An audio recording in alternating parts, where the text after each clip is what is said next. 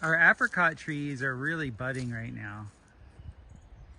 Spring, we're at March 9th, and we just had a little cold front move through.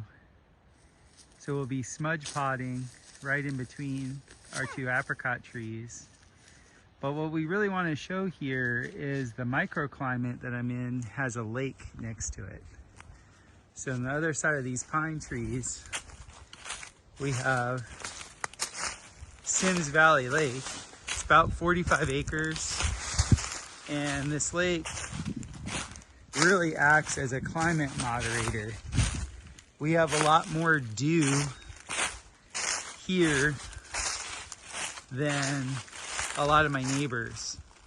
And because we're in a valley, we're really not windswept like other areas. So our temperature is pretty moderate here.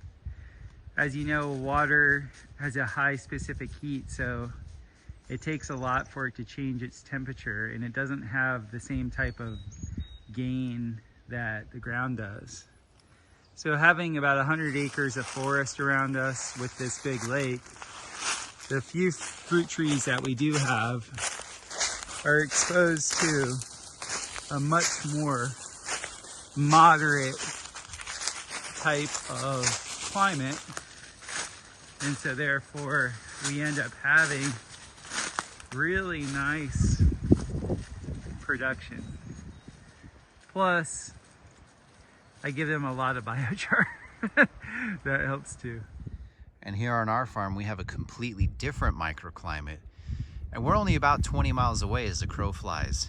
Now we're mid-slope on a minor valley. We've got a river back behind that far ridge.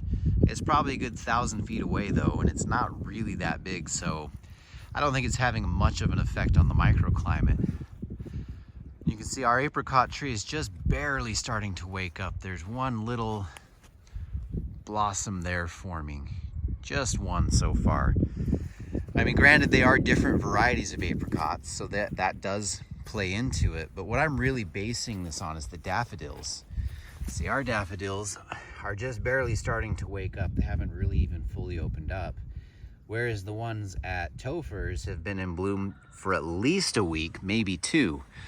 So you can see microclimate really can have a big impact, and you can use that to your advantage. You can either design microclimates that are a little bit warmer, or you can design microclimates that are a little bit colder, just depending on what you're trying to do, as well as microclimates that you kind of smooth out the extremes.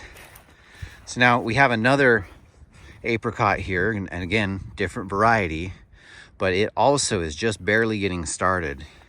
Like Topher's, this one has biochar, but this is probably, I don't know, maybe 50 feet away from the other one, and it's already performing a little bit differently.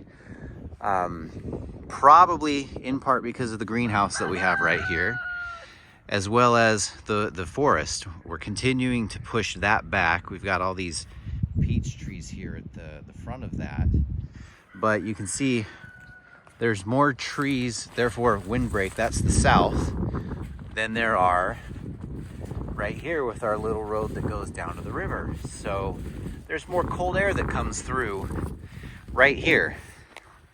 So play with those microclimates and use them to your advantage.